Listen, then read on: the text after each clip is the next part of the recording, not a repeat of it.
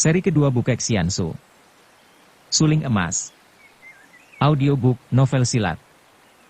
Cerita, Ho Ping Hu. Bab 59. Dia sendiri adalah seorang sastrawan, tentu saja mengenal seni lukis, bahkan sedikit banyak pandai juga melukis. Bukankah menulis huruf sama dengan seni lukis pula? Apa yang dilihatnya di atas kertas itu benar-benar sebuah lukisan yang mengagumkan. Coretan-coretannya kuat sekali, kuat dan hidup.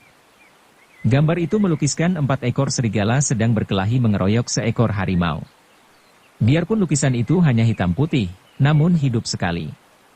Mata 4 ekor serigala itu seolah-olah hidup dan menyinarkan kelicikan dan kecurangan di samping kebuasan. Mulut mereka seolah-olah tampak hidup mengeluarkan uap amis, dengan air liur menetes-netes, lidah terjulur keluar, gigi runcing-runcing penuh ancaman. Juga harimau itu amat indah, membayangkan kegagahan dan keberanian, akan tetapi keadaannya payah dikeroyok 4 ekor serigala yang buas dan berkelahi dengan cara yang curang itu, selalu mengarah kaki belakang sang harimau. "Lukisanmu indah sekali, sobat," Kim Mo Taisu memuji. Orang itu kelihatan kaget bukan main, kedua maupitnya sampai melayang ke atas dan sekali tangan kanannya bergerak ia sudah mencabut sebatang pedang yang bersinar terang kekuningan, tubuhnya melompat ke belakang membalikkan tubuh dan siap dengan pedang di depan dada, ketika sepasang maupit hitam putih itu meluncur turun, tanpa mengalihkan pandang mata ke arah Kim Mo Taisu dengan tangan kirinya bergerak ke depan dan tahu-tahu kedua maupit itu sudah terjepit di antara tangan kirinya. Mereka saling pandang. Kim Mo Taisu maklum bahwa pelukis aneh ini ternyata memiliki kepandaian yang tinggi pula, maka ia makin kagum dan cepat-cepat ia mengangkat kedua tangan ke depan dada, memberi hormat dan menjura. "Maafkan saya kalau saya mengganggu saudara yang sedang enak-enak melukis. Akan tetapi melihat lukisan yang hebat luar biasa ini, dan mendengar nyanyian saudara, tak mungkin saya lewat begitu saja." Kim Mo Taisu bukanlah seorang yang tidak tahu akan maksud baik orang lain, juga tidak buta akan kepandaian melukis yang begini mengagumkan. Tiba-tiba orang itu tertawa dan mukanya berubah lucu sekali. Apalagi ketika ia memasang kuda-kuda tadi, pinggulnya lenggak-lenggok seperti orang sedang beragogo. Cepat-cepat ia menyimpan pedangnya, lalu balas memberi hormat sambil pecuca-pecucu, mulut digerak-gerakkan meruncing. "Wah wah wah, akulah yang layak ditampar. Aku yang layak minta maaf karena seperti orang buta saja tidak melihat timbulnya matahari pagi yang demikian indah merajai angkasa raya." Tidak mengenal Kim Mo Taisu yang tersohor sebagai seorang pendekar sakti, terutama baik budi pekertinya. "Maaf, maaf." Ia menghormat lagi lalu berkata, "Aku yang bodoh bernama Gan Siang Kok, akan tetapi anak-anak kecil yang suka melihat gambar-gambarku menyebutku Gan Lopek." "Hehehe, memang aku sudah tua tentu saja suka disebut Lopek, paman tua. Mau pura-pura muda saja, rambut sudah beruban gigi sudah tidak lengkap, hehe, hati sih tinggal muda, tapi rambut dan gigi ini tak dapat disangkal ketuaannya." Hahaha. Kim Mo Taisu tersenyum. Orang ini biarpun aneh, wataknya terbuka dan mempunyai pandangan luas dan selalu gembira. Agaknya memandang dunia dengan hati terbuka dan dari sudut yang mengandung kelucuan. Memang kalau orang berpandangan awas dan berhati terbuka, di dunia ini banyak sekali terdapat hal-hal yang membuat hati menjadi geli, seperti melihat badut-badut berlagak di atas panggung. Melihat betapa di dalam kehidupan manusia sehari-hari, selalu manusia tunduk kepada kepalsuan yang disebut kebiasaan umum. Kekeliruan-kekeliruan dan penyelewengan-penyelewengan yang tidak dianggap salah lagi karena orang banyak, bahkan semua orang melakukannya. Kepalsuan yang kadang-kadang disebut kesopanan, disebut kebiasaan umum, disebut peraturan dan bahkan disebut hukum. Alangkah lucunya manusia-manusia yang berselimut segala yang baik-baik itu membiarkan diri berlagak seperti badut-badut berkedok kepalsuan. Tentu saja hal ini tidak akan tampak oleh manusia sesama badut. Hanya orang yang sudah sadar saja yang akan dapat menjadi penonton. Orang-orang yang masih mabok dan belum sadar, mabok keduniaan, akan terseret dan ikut main di atas panggung menjadi badut-badut dan bahkan saling berlomba memperebutkan kejuaraan badut. Kalau begitu, biarpun selisih usia kita tidaklah terlalu banyak, aku yang lebih muda akan menyebutmu Gan Lopek juga. Hehehe, itu yang paling baik. Merupakan kehormatan besar sekali mempunyai keponakan seorang berwatak pendeta dan bertubuh pendekar yang harus disebut Taisu, guru besar, oleh paman tuanya. Haha. Gan Lopek, harap sudahi main-main ini. Tidak perlu kiranya kau berpura-pura lagi bahwa yang kau nyanyikan dan yang kau lukis ini kebetulan saja menyangkut diriku. Terima kasih atas peringatanmu bahwa di atas sana menanti musuh-musuhku yang berjumlah banyak hendak mengeroyokku. Akan tetapi agaknya kau lupa bahwa seekor harimau tidak pernah mengenal takut. Nah, aku pun tidak takut karena aku berbekal kebenaran. Sekali lagi terima kasih dan selamat berpisah, Gan Lopek. Setelah memberi hormat lagi, Kim Mo Taisu melanjutkan perjalanannya. Gan Lopek melanjutkan coret-coretnya, mulutnya mengomel, cari mati, cari mati. Ketika kemudian Kim Mo Taisu menengok, ia melihat betapa Gan Lopek yang aneh dan lucu itu telah mencoret-coret gambarnya sehingga gambar yang indah itu berubah menjadi hitam semua, seperti seorang kanak-kanak yang mengambul dan sengaja merusak lukisan itu untuk melampiaskan kekecewaan dan kemendongkolan. Kim Mo Taisu tersenyum, mengangkat kedua pundak, lalu melanjutkan perjalanannya mendaki puncak. Di atas puncak Taihangsan itu terdapat bagian yang rata dan ditumbuhi rumput hijau, cukup luas dan pemandangan dari puncak itu ke bawah amatlah indahnya. Kim Mo Taisu melihat ke bawah dan tampak pemandangan luar biasa karena kini, semut-semut, di bawah itu sudah mulai berperang. Tiba-tiba dari belakang pohon-pohon di sekitar lapangan itu muncul 4 orang yang bergerak cepat menghampirinya. Paling depan ia mengenal Kong Lo Senjin yang berjalan di atas kedua tongkatnya. Akan tetapi alangkah kaget, heran dan juga girangnya ketika melihat bahwa orang kedua adalah Ban Pilocia. Tanpa ia cari-cari kini musuh-musuh besarnya telah berkumpul sehingga mudah baginya untuk segera menyelesaikan perhitungan lama. Dasar seorang yang berwatak pendekar, Kim Mo Taisu hanya teringat akan keuntungan perjumpaan ini. Sama sekali tidak ingat bahwa Kong Lo Senjin dan Ban Pilocia menjadi satu merupakan lawan yang bukan main beratnya, belum lagi ditambah 2 orang yang berada di belakang mereka. Adapun 2 orang itu juga bukan orang sembarangan, karena yang satu adalah Pouka Aiong, si raja pengemis yang jahat dan licik, memiliki kepandaian yang aneh sekali, sedangkan orang kedua adalah Lau Kiat, murid Ban Pilocia yang tentu saja tinggi ilmunya dan semenjak dahulu mengeroyoknya tentu kini telah bertambah ilmunya. Akan tetapi Kim Mo Taisu sama sekali tidak merasa gentar.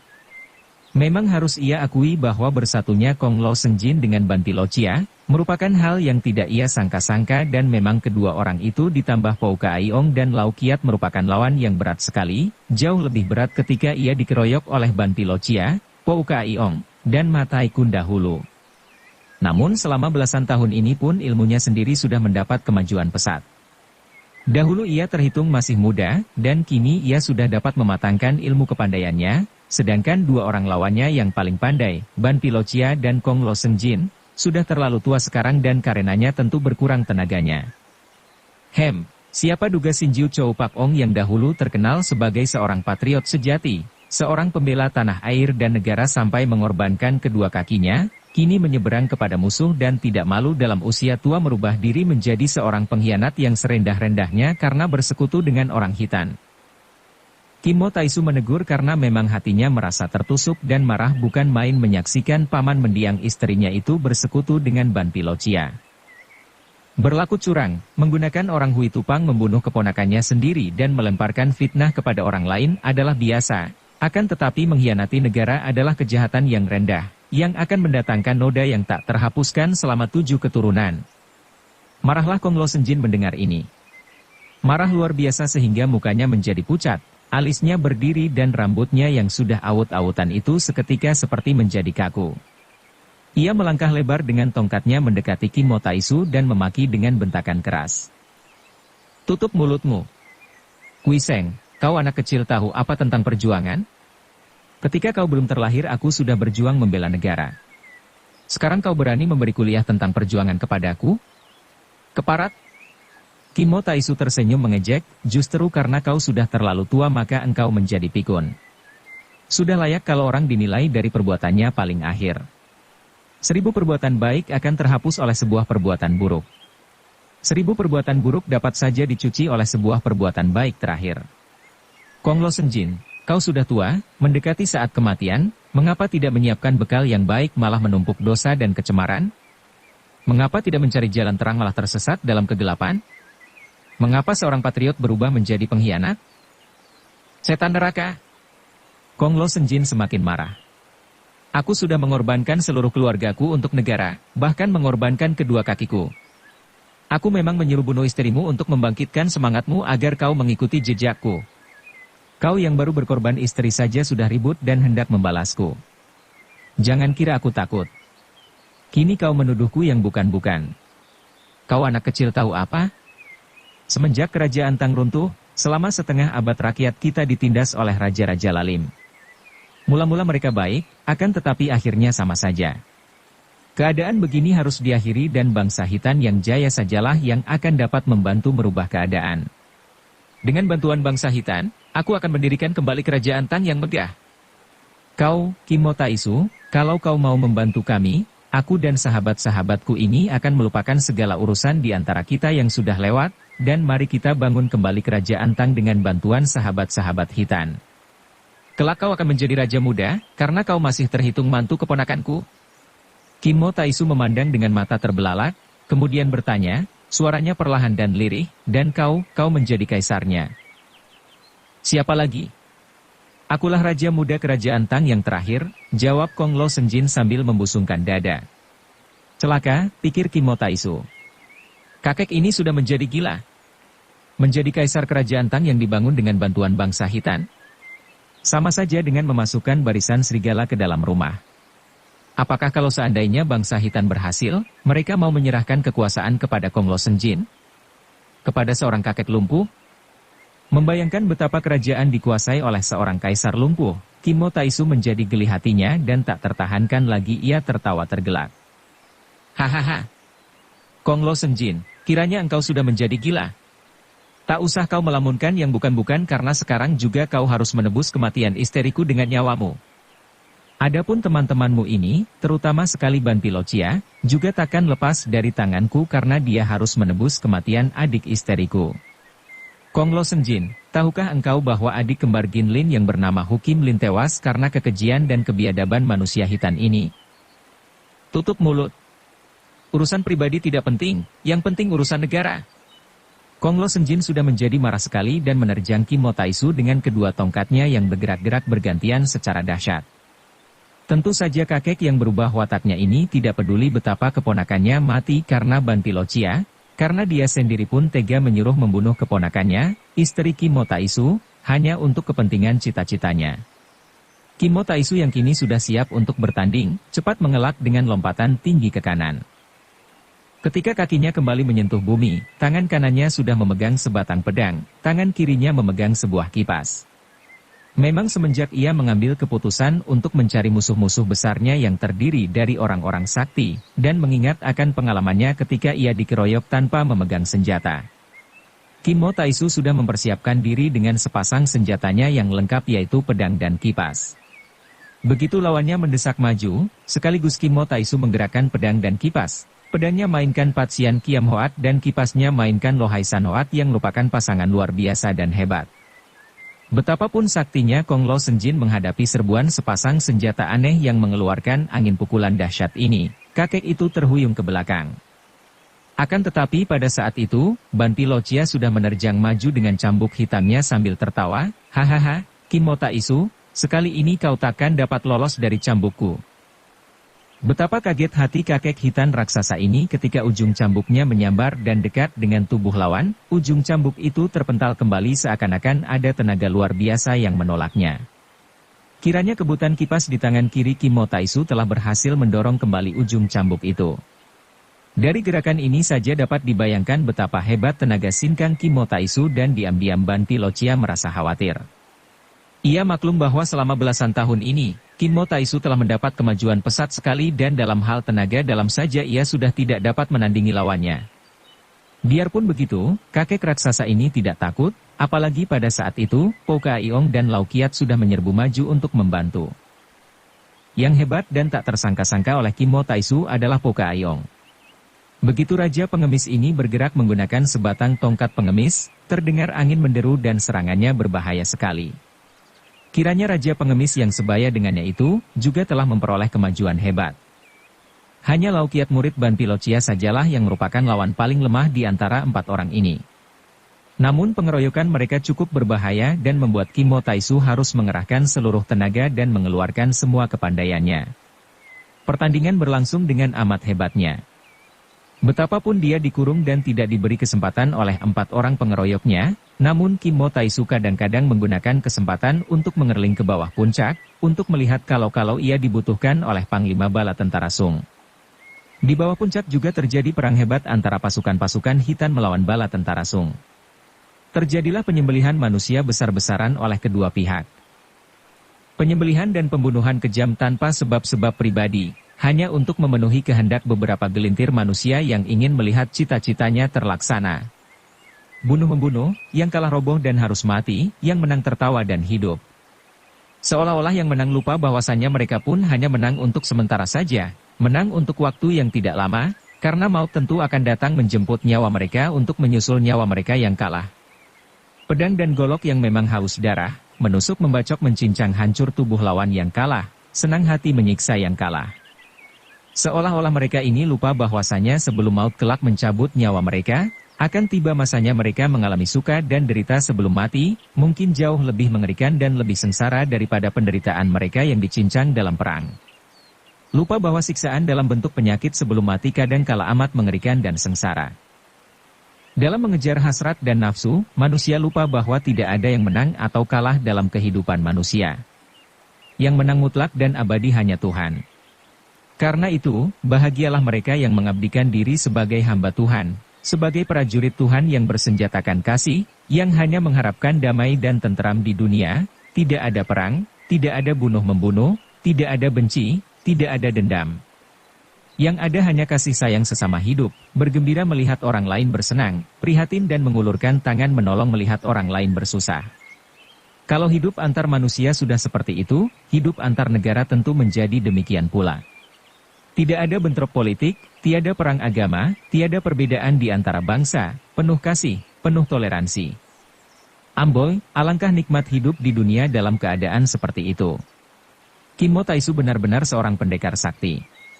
4 orang lawannya adalah orang-orang luar biasa, ahli-ahli silat yang sudah mencapai tingkat tinggi. Bahkan yang 2 orang, yaitu Kong Lo Senjin dan Ban Pilocia, adalah 2 orang sakti yang merupakan tokoh-tokoh besar di dunia persilatan. Namun, sampai sejam lebih mereka bertempur, belum juga 4 orang itu dapat merobohkan Kim Mo Taisu.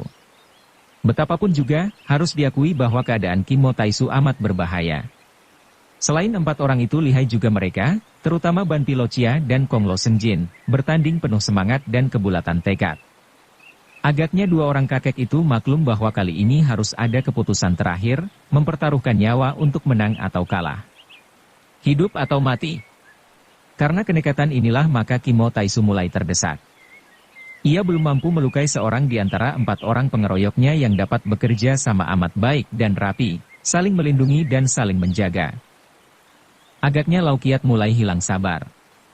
Ia bersuit keras dan dari dalam hutan di puncak gunung muncullah 12 orang hitan yang bertubuh tinggi besar. Mereka datang membawa sebuah jala ikan.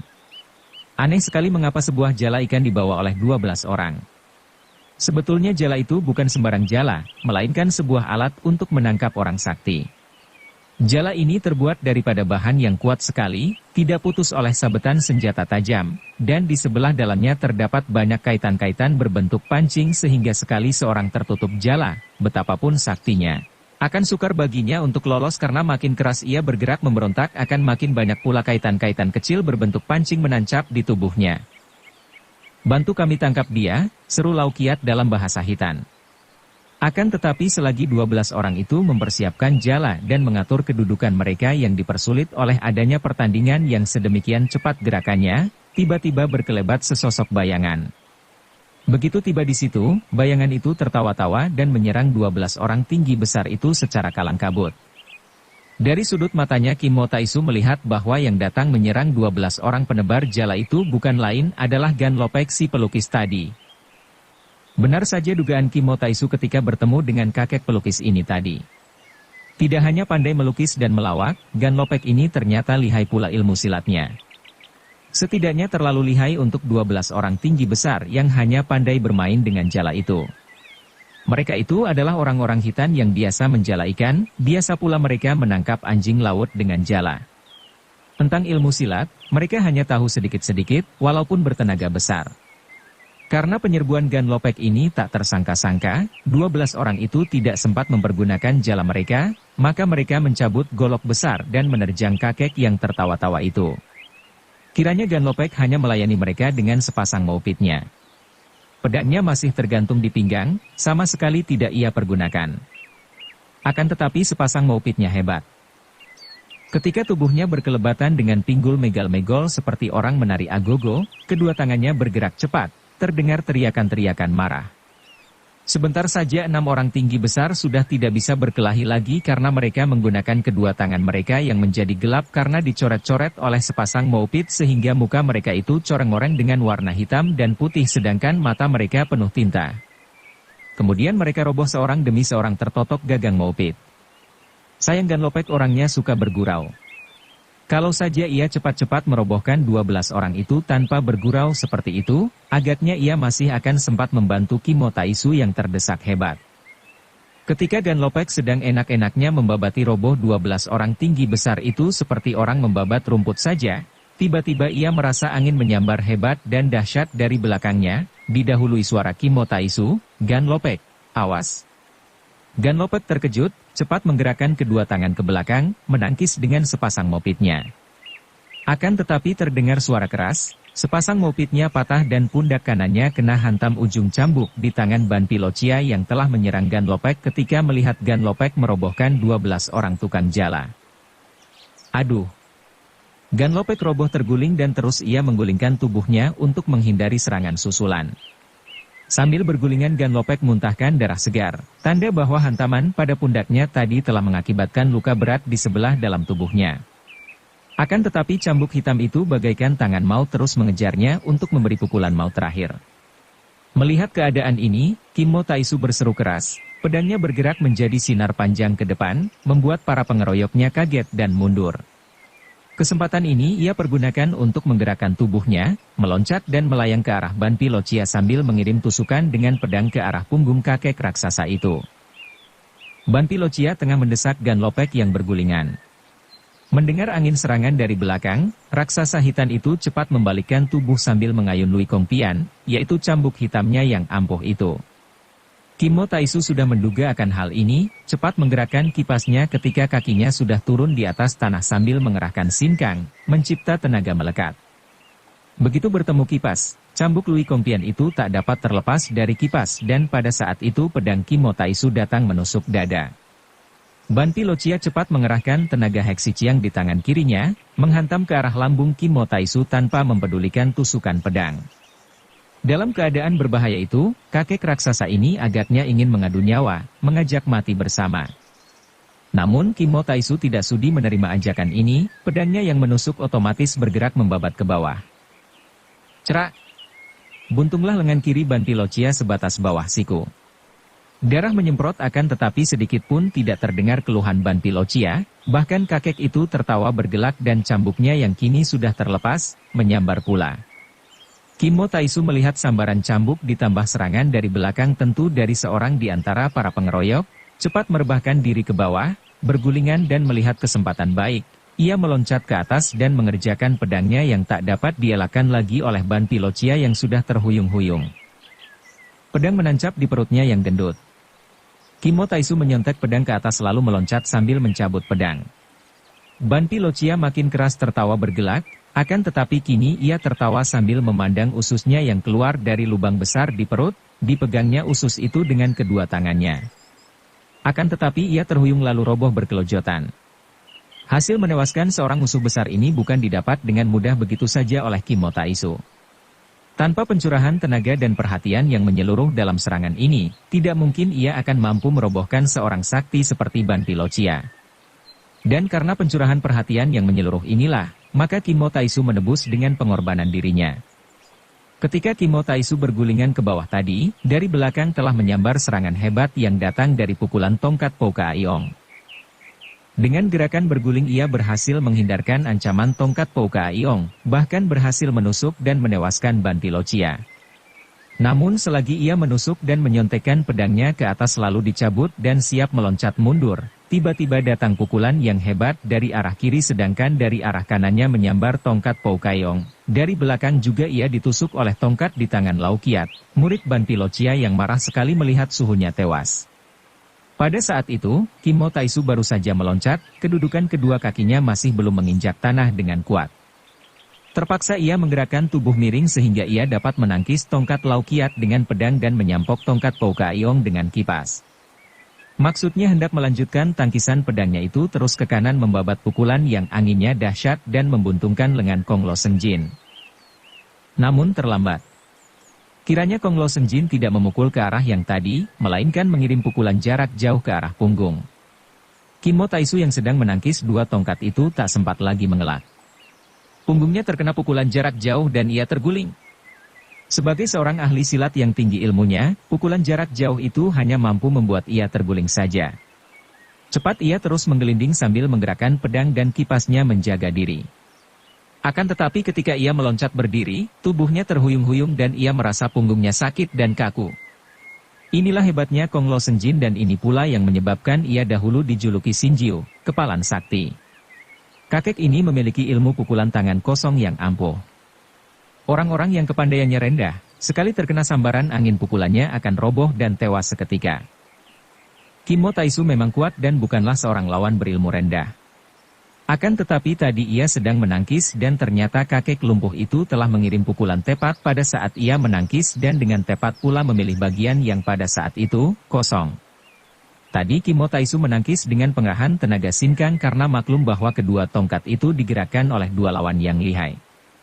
Oleh karena inilah maka tentu saja tenaga sinkangnya dipergunakan dan disalurkan ke dalam kedua lengan sehingga bagian punggungnya yang amat kuat itu menjadi kosong dan lemah. Kim Mo Taisu terkejut, maklum bahwa ia telah menderita luka berat. Ia memuntahkan darah hidup. Akan tetapi segera dapat mengatur pernapasan dan serangan berikutnya dari ketiga orang itu dapat ia hadapi lagi dengan gerakan yang cukup kuat dan cepat. Memang hebat kekuatan Kim Mo Taisu, kuat dan ulet berani dan pantang mundur. Taisu, mari lari. Dengan suara lemah Gan Lopek yang sudah terluka pun itu mengajak. Gan Lopek terluka hebat oleh pukulan ujung cambuk Ban Pilocia, dan tak mungkin kuat lagi menghadapi lawan-lawan yang tangguh itu, maka ia mengajak Kim Mo Taisu melarikan diri. Ia melompat pergi dari tempat itu. Akan tetapi Kim Mo Taisu tidak mau melarikan diri. Ia melawan terus dengan nekat sungguh pun punggungnya terasa makin sakit. Gan Lopek berlari pergi sambil menarik napas panjang. Tentu saja ia tidak bisa nekat seperti Kim Mo Taisu. Dia adalah orang luar yang tidak tahu menahu tentang urusan mereka. Kalau tadi ia turun tangan membantu Kim Mo Taisu adalah karena ia melihat 12 orang hitan itu hendak menggunakan jala yang ia kenal dan tahu amat berbahaya itu. Pula ia memang merasa simpati dan suka kepada Kim Mo Taisu yang namanya terkenal harum. Ia sudah turun tangan menolong Kim Mo Taisu dengan jalan merobohkan 12 orang tukang jala. Dan ia pun baru saja tertolong oleh Kim Mo Taisu dari ancaman maut di tangan Ban Pilocia. Sudah impas. Akan tetapi dia sudah terluka dan tak mungkin nekat memberikan nyawanya tanpa sebab. Kim Mo Taisu boleh nekat, mungkin mempunyai alasan yang kuat untuk tidak melarikan diri. Memang wawasan Gan Lopek itu benar. Andai kata Kim Mo Taisu tidak berhadapan dengan Kong Lo Senjin, agaknya ia pun akan melarikan diri. Lawan juga menggunakan kecurangan dengan mengeroyok, maka melarikan diri bukanlah hal yang memalukan. Akan tetapi sekarang ia berhadapan dengan Kong Lo Senjin. Semua perhitungan harus diselesaikan saat itu juga. Pertandingan antara Kim Mo Taisu dikeroyok 3 orang lawannya masih berjalan seru. Biarpun Kim Mo Taisu telah terluka berat, akan tetapi pihak pengeroyok juga telah kehilangan Ban Pilocia. Kini Kim Mo Taisu hanya dapat membatasi diri dengan bertahan karena kalau ia terlalu banyak menghamburkan tenaga untuk menyerang, tentu keadaannya akan makin payah dan berbahaya.